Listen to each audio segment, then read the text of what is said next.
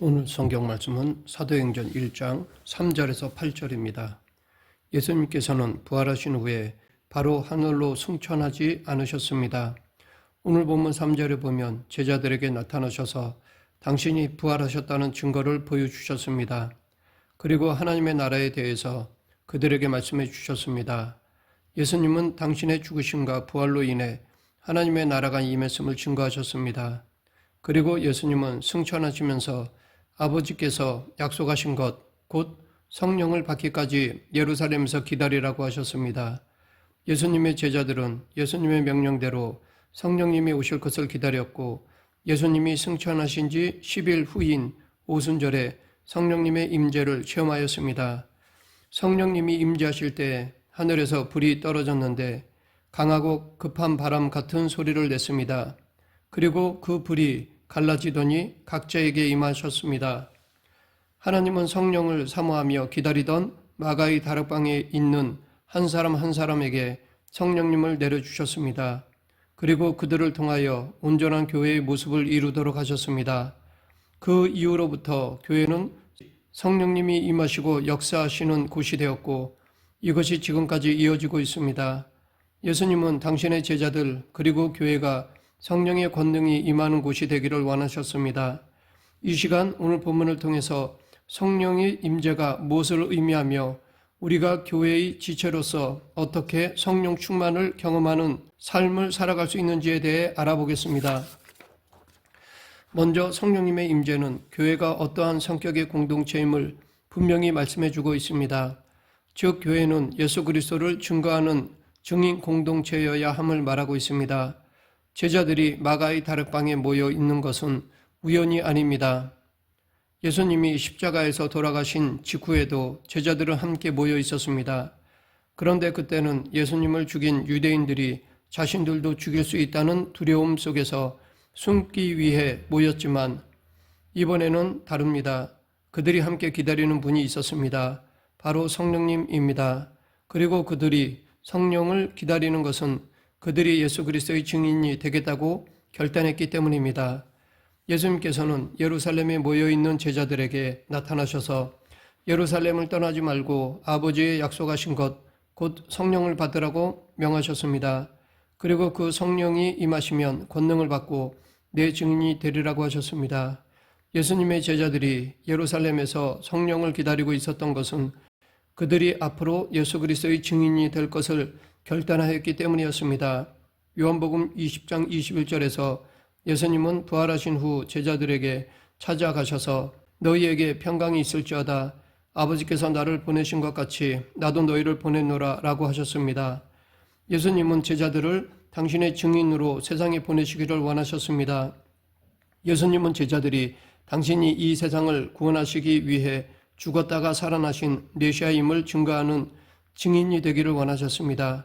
그리고 제자들 또한 자신들이 경험한 예수님의 죽음과 부활, 그리고 하나님 나라를 증거하는 증인이 되기를 결단하고 간절히 소망하며 성령을 기다렸던 것입니다. 이렇게 교회는 예수 그리스도를 증거하는 공동체입니다. 교회는 예수 그리스도를 증거하는 증인의 역할을 감당하도록 이 땅에 세움받은 것입니다. 하나님은 우리가 예수 그리스도를 증거함으로 사람들이 죄로부터 구원받기를 원하십니다. 그런데 예수 그리스도를 믿고 증인의 삶을 사는 사람들은 입술로만이 아니라 삶으로 그리스도를 전하는 증인이 되어야 합니다. 우리에게 있어서 가장 강력한 증거 가운데 하나가 예수 그리스도를 믿음으로 우리의 삶이 변화된 것입니다. 과거 육신의 욕망과 세상적인 자랑을 위해서 살았던 옛사람이었다면 지금은 예수 그리스도의 가르침을 따라 사는 새 사람으로 변화된 모습을 보여야 합니다. 가장 강력한 복음 전파는 우리의 입술로 예수 그리스도를 증거하는 것뿐만 아니라 또한 우리의 삶이 예수 그리스도의 삶을 살아가는 것입니다. 그런데 증인의 삶은 단순히 결단한다고 이루어지는 것이 아닙니다. 성령의 능력으로 하나님의 도우심으로 이루어지는 것입니다. 사실 마가의 다락방에서 증인의 삶을 살겠다고 120명의 사람들로 가득했습니다. 그리고 그들은 무엇을 증거해야 할지도 확실하게 알고 있었습니다. 예수님은 부활하신 후 바로 승천하지 않으시고 제자들에게 부활의 모습을 보여주시고 하나님 나라의 일에 대해서 말씀해 주셨습니다. 그래서 그들이 무엇을 증거해야 할지를 확실히 알려주셨습니다. 그런데 그들은 바로 세상으로 나가서 예수를 증거하지 않았습니다. 예수님께서 약속하신 성령과 그 능력을 기다렸습니다. 왜냐하면 그들은 그리스도의 증인이 되는 것이 자신들의 능력으로 되지 않음을 경험했기 때문입니다. 그것에 모여 있던 제자들 중에는 예수님의 증인의 삶을 살아가는데 실패했던 사람들도 있었습니다. 베드로를 비롯한 예수님의 제자들은 예수님을 그리스도시요 살아계신 하나님의 아들이라고 고백하셨지만 예수님이 십자가에 달려 돌아가실 때 예수님이 그리스도이심을 증거하지 못하고 예수님을 버리고 도망쳤습니다. 심지어 베드로는 죽기까지 예수님을 따르겠다고 결단했지만 자신도 죽을지 모른다는 두려움 속에서 예수님을 모른다고 3번씩이나 부인했습니다. 증인이 아니라 배신자가 되었습니다. 제자들뿐 아니라 우리도 예수 그리스도를 증거하는 증인으로 부름받았지만 그 증인의 삶을 살아가지 못할 때가 있습니다. 죽음이 두려워서 그리스도의 증인이 아니라 도망자가 되고 배신자가 되었던 제자와 같은 모습이 우리에게도 보여지기도 합니다. 예수님이 살아계신 하나님의 아들이요 구세주임을 증거하는 삶이 아니라 때로는 세상의 물질과 사람이 나를 구원할 것이라고 여기며 예수 그리스도를 부인하고 세상으로 향할 때가 있습니다. 마가의 다락방에 모인 120명의 사람들은 예수 그리스도의 증인이 되기로 결단은 했지만 그리스도의 증인으로 살아가기에는 능력이 없었던 자들이었습니다. 그런데 예수님은 성령이 임하실 때 그의 능력으로 증인의 삶을 살아갈 수 있음을 약속하셨습니다. 그리고 그들은 증인이 되기 위해서 성령의 능력을 받기 위해 다락방에 한 마음으로 모였던 것입니다. 즉 그곳에 있던 제자들은 더 이상 자신의 의지와 힘을 신뢰하지 않았습니다. 예수 그리스도의 증인된 삶은 자신들의 능력으로 할 수 없음을 절감했기에 이제는 성령님의 능력을 의지하여 증인의 삶을 살고자 성령님을 기다렸던 것입니다. 이렇게 성령의 능력이 임하실 때 비로소 성령의 권능으로 증인의 삶을 살아가게 되는 것입니다. 그리고 성령님은 증인된 자들로 하여금 예수 그리스도를 증거하기 위해 순교자의 삶을 살아가도록 이끄십니다. 성령님은 그들에게 능력을 주셨습니다. 그래서 제자들은 평생에 그리스도의 증인으로 살다가 죽기까지 했던 것입니다. 증인의 삶을 살다가 예수님의 제자 대부분은 순교를 당했습니다. 성령님의 권능으로 죽기까지 복음을 전한 것입니다. 증인이라는 헬라어 말투스는 법정에서 쓰는 용어입니다. 어떤 사건에 대해서 증거하는 사람을 가리킵니다. 그런데 후에 말투스는 증인이라는 뜻 이외에 순교자라는 의미가 더해지게 되었습니다. 교회를 핍박하는 로마인들을 향하여 예수 그리스도를 부인하지 않고 끝까지 예수 그리스도를 증거하다가 순교하는 사람들이 생겨났고 그리스도의 증인으로 산다는 것은 곧 순교자의 삶을 살아가는 것으로 이해되어졌습니다. 이렇게 증인의 삶은 예수님을 드러내기 위해 나를 죽이는 삶입니다. 순교자의 자세로 나를 죽이지 못하면 그리스도의 증인의 삶을 제대로 살 수 없습니다. 성령님이 주시는 권능 가운데 하나는 자신을 죽이고 예수 그리스도를 살리는 삶을 살아가게 하는 것입니다. 사도행전 8장에 보면 성령의 능력을 사모했던 사람이 나옵니다.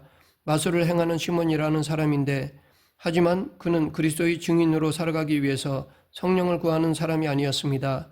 그는 사마리아에 살면서 마술을 통해 사람들을 놀라게 하며 자신이 큰 자라고 스스로 높이면서 살았던 사람이었습니다. 그런데 빌립을 통해서 예수님을 믿고 세례를 받았습니다. 그리고 빌립을 따라다니면서 그가 일으키는 기사와 이적을 보면서 놀랐습니다.